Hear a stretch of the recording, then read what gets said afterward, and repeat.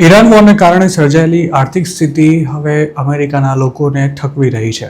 University of મિશિગનના સર્વે અનુસાર વધતી મોંઘવારી અને અનિશ્ચિતતાને કારણે દેશમાં કન્ઝ્યુમર સેન્ટિમેન્ટ પહેલીવાર મે મહિનામાં 44.2%ના ઓલ ટાઈમ લો લેવલ પર પહોંચી ગયું છે. મહત્વની વાત એ છે કે છેક 1952માં આ સર્વેની શરૂઆત થઈ હતી અને 2026માં પહેલીવાર કન્ઝ્યુમર સેન્ટિમેન્ટ 44.2%ના સ્તર પર પહોંચ્યું છે. એપ્રિલમાં આ જ આંકડો 49.8% જેટલો હતો. મે મહિનામાં તેમાં થયેલો ઘટાડો દર્શાવે છે કે ટ્રમ્પ ભલે ગમે તેવા વાયદા આપી રહ્યા હોય પણ હવે ઇકોનોમી પરથી અમેરિકન્સનો ભરોસો ડગુમગુ થઈ રહ્યો છે. ટ્રમ્પ 2024માં ચૂંટણી પ્રચાર કરી રહ્યા હતા ત્યારે તેમણે મોંઘવારી ઘટાડવાના વાયદા કર્યા હતા પણ તેમના 17 મહિનાના શાસનમાં મોંઘવારી ઘટવાને બદલે સતત વધી રહી છે અને ઈરાન વોરે તેમાં બળતામાં પેટ્રોલ રેડવાનું કામ કર્યું છે. આમ તો 2026 પહેલાં પણ અમેરિકાની ઇકોનોમી પર અનેકવાર સંકટના વાદળો છવાયા છે પણ ક્યારેય લોકોનો ભરોસો આ હદે નહોતો ઘટ્યો. 1970માં સર્જાયેલી ઓઇલ ક્રાઇસિસ તો 2026થી પણ ખતરનાક હતી. તેવી જ રીતે 9/11ના અટેક બાદ અમેરિકામાં અફરાતફરીનો માહોલ હતો. 2008માં યુએસમાં મંદી આવી હતી અને 2020માં આવેલા પેન્ડેમિક બાદ મોંઘવારી રોકેટ ગતિએ વધી હતી. ત્યારે પણ કન્ઝ્યુમર સેન્ટિમેન્ટ હાલના સ્તર જેટલું નીચું નહોતું ગયું. અફોર્ડેબિલિટી ક્રાઇસિસ અને વધતી મોંઘવારી વચ્ચે ફ્યુઅલના ભાવમાં વધારો સ્થિતિને વધુ ગંભીર બનાવી રહ્યો છે. શરૂઆતમાં ફ્યુઅલ કોસ્ટમાં થયેલા વધારાને રિટેલર્સે કસ્ટમર્સ પર નાખવાનું ટાળ્યું હતું પણ હવે તેમણે પણ આ કોસ્ટને પાસ કરવાનું શરૂ કરી દેતા ચીજ વસ્તુઓની કિંમત વધી રહી છે. કન્ઝ્યુમર સેન્ટિમેન્ટ સર્વે સાથે જોડાયેલા જોના સુએ આ અંગે એવું જણાવ્યું હતું કે જીવન નિર્વાહ ચલાવવાનો વધતો જતો ખર્ચ લોકો માટે સૌથી મોટી ચિંતાનો વિષય બની રહ્યો છે.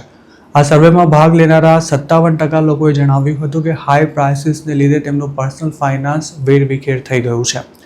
મે 2026માં જ કન્ઝ્યુમર્સના પર્સનલ ફાઇનાન્સમાં 13%નો ઘટાડો થયો હતો. ખાસ તો જે લોકો $1 લાખથી ઓછી આવક ધરાવે છે તેમજ ઓછું ભણેલા છે તેમને સૌથી વધુ અસર થઈ રહી છે. ગેસ અને અન્ય જીવન જરૂરી ચીજવસ્તુઓના ભાવમાં થયેલા વધારાને કારણે ઓછી આવક ધરાવતા લોકોના બજેટ હલી ગયા છે. અમેરિકામાં હાલ ગેસની કિંમત ઓલ ટાઈમ હાઈ પર છે અને સ્થિતિ ક્યારે સામાન્ય થશે તે કંઈ જ નક્કી નથી. ઈરાન વોર લાંબુ ખેંચાઈ જતાં હવે લોકોની ચિંતા પણ વધી રહી છે. જ્યારે વોરની શરૂઆતમાં લોકો ટ્રમ્પની વાતો પર વિશ્વાસ રાખીને એવું માની રહ્યા હતા કે એકાદ મહિનામાં જ બધું પૂરું થઈ જશે. અમેરિકાના લોકો ભવિષ્યમાં મોંઘવારી વધશે કે નહીં તેને લઈને શું માની રહ્યા છે તેના પર ફેડ રિઝર્વ પણ નજર રાખતી હોય છે. જો પબ્લિકને એવું લાગે કે મોંઘવારી હજુ પણ વધવાની છે તો તે ખરીદી વધારશે અને સાથે જ પગારમાં પણ વધારો માંગશે. તો બીજી તરફ માર્કેટમાં ડિમાન્ડ વધી જતાં ભાવ પણ વધશે અને સાથે જ જો પગાર વધારો થાય તો ફુગાવો પણ વધી જાય.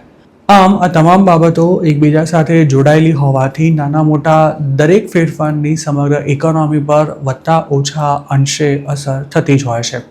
યુએસમાં ગેસની નેશનલ એવરેજ પ્રાઇસ $4.55 પ્રતિ ગેલનના સ્તર પર પહોંચી ચૂકી છે અને ડીઝલના ભાવ તો તેનાથી પણ વધારે છે.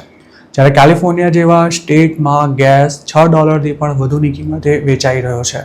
હીધર લોંગ નામના એક ઇકોનોમિસ્ટનું હાલની સ્થિતિ અંગે એવું કહેવું છે કે અમેરિકન કન્ઝ્યુમર્સમાં ગુસ્સો જોવા મળી રહ્યો છે અને ભાવ વધારાથી તેઓ તોબા પોકારી ઉઠ્યા છે.